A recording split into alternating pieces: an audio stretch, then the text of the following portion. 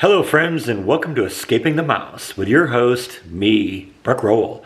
Alright, today we're going to take a trip to Davilla, Texas. It's about 50 miles from Waco, and there is a private citizen there who has taken it upon himself to create hundreds and hundreds of birdhouses for an endangered bird species called the purple martin.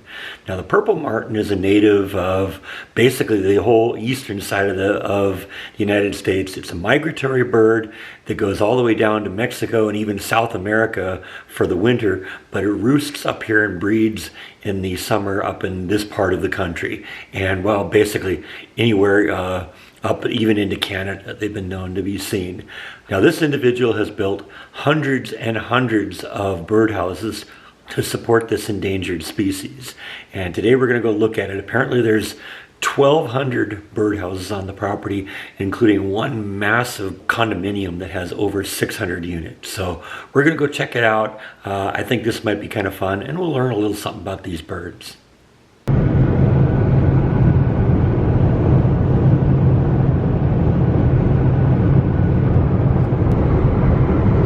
Pendleton loves Boulevard. Well, isn't Boulevard lucky? You have no idea how long I've wanted to tell that joke. Hey, it's Buc-ee's!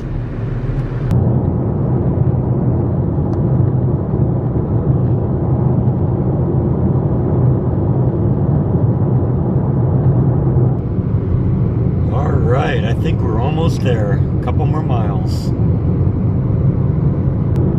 Seeing all the flying insects that are hitting my car, this is clearly prime territory for the purple martin. Doesn't take long to get far enough away from things that you're out in the middle of ranch land here, spooking the cows a little bit.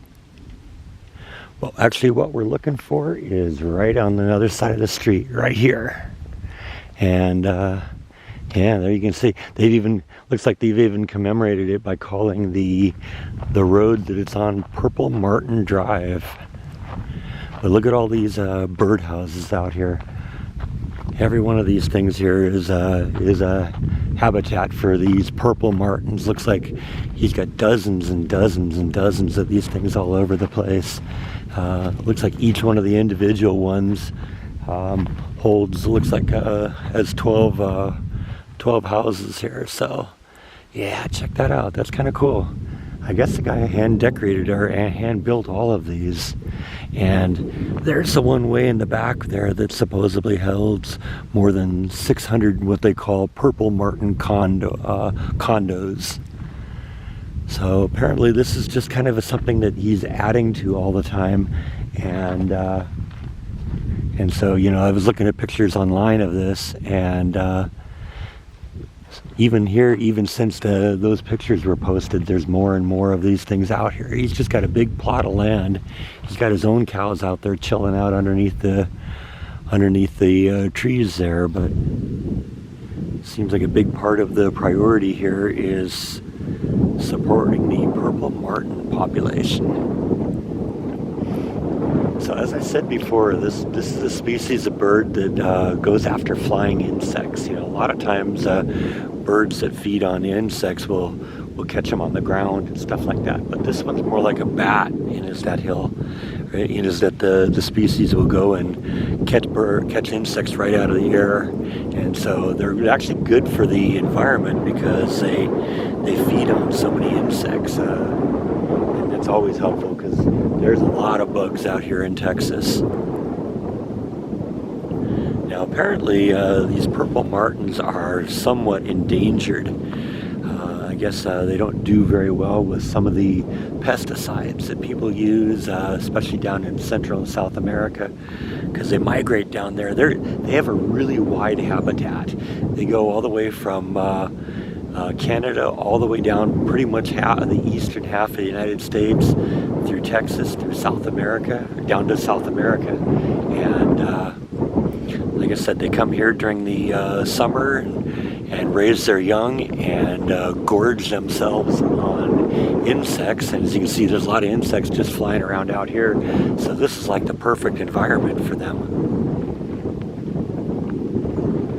I kind of admire people that take steps like this to protect an endangered species. In fact, I'm looking at it now on the poles about halfway up. You can see that they've got some sort of netting around there. That's obviously to protect the birds inside from insects that might, or from creatures, predators that might crawl up the poles to come and get them. Obviously, every single one of those has some of that netting on there. I was kind of noticing it on these first. But yeah, they're all out there. And it's cool. He's got a weather vane on the top of each one of them too. They're all kind of hand decorated, and you can see on the wind vanes that there's a bird on each one of them, and then there's like a yellow or a colorful reflector on each of them, and each one of them is a little different. So that's kind of cool too. You know, just not making just a habitat per se, but also kind of taking the efforts to make it interesting and kind of beautiful and pretty to look at. But yeah, there's that big 600, I think they say 624 unit condo. But look at all of them. That's cool. I'm going to kind of walk down the side of the road here and see if I can see some more. Still have yet to see any of the birds out here. I just see like a hawk up there in the sky. But that's not what we're looking for. Apparently one of the other threats to these birds is impacts with vehicles. Apparently when they're buzzing around, they're apparently very prolific flyers and very skilled flyers and capable of maneuvering very well around there. And apparently sometimes they get tangled up with cars. But yeah, let's go along the road here and see what we can see. A little bit fuzzy out here, so I don't think I'm going to go into that area, but we can walk along the road. Truth is, in the 5 or 10 minutes I've been here, I haven't seen another car pass me. So, but look at all those birdhouses out there.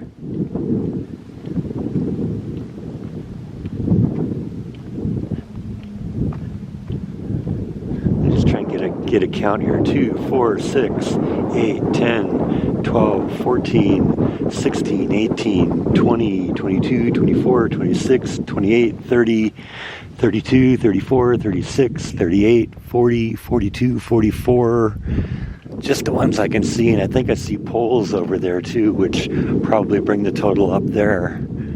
So, you know, probably 50 or 60 of the 12 birdhouse condos out here, and then like I said, the one central one in the middle there that supposedly has 624. What I heard was, the last count was that there were over 1,200 habitats for over 1,200 breeding pairs out here. So yeah, they've put a lot of work into this. Actually, I'm looking now, it looks like on the fence posts here there's birdhouses there too. Not quite so bad. Let's go across here and see if we can get in here.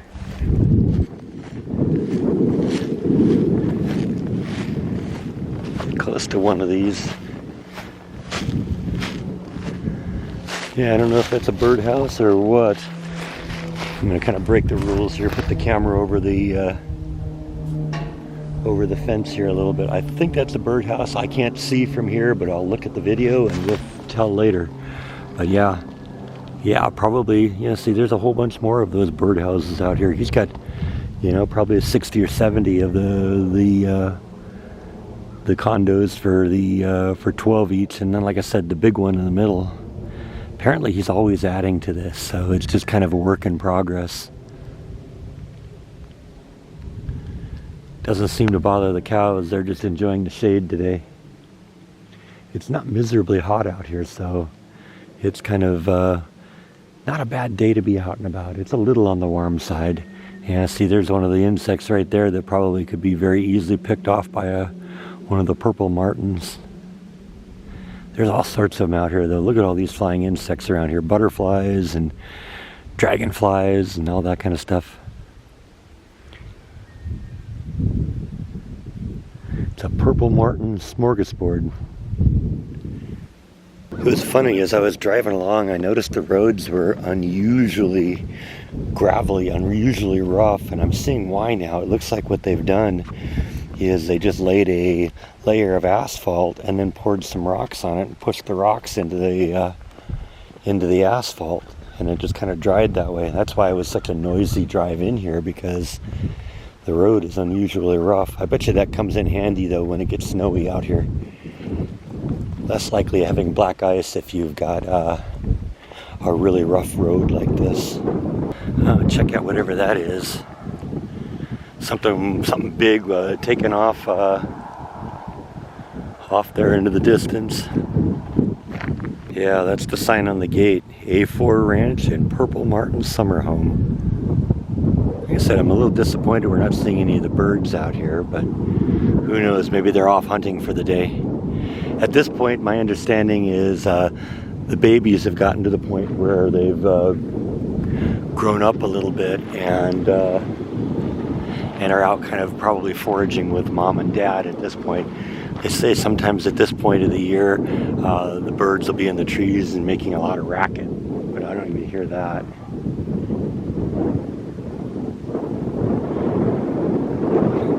It's funny, I just had a car pull over and kind of looking at what I was doing here. But the entire time I've been here, I think 2 cars have passed by, so it's a real quiet area. And one of them was just visiting that mailbox across the way there.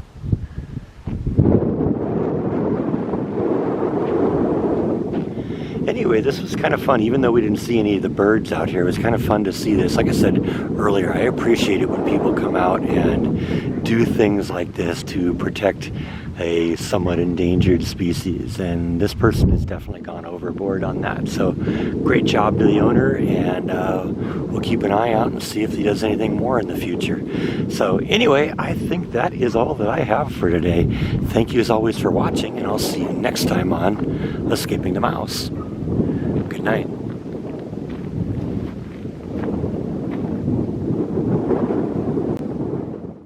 I noticed as we were driving through into Rogers, Texas, that somebody put this little thing up here. I don't know if it's up here for Halloween or just something that's up all the time, but it kind of caught my attention as I drove by. Figured, you know what, on the way back we're going to stop by and see this thing.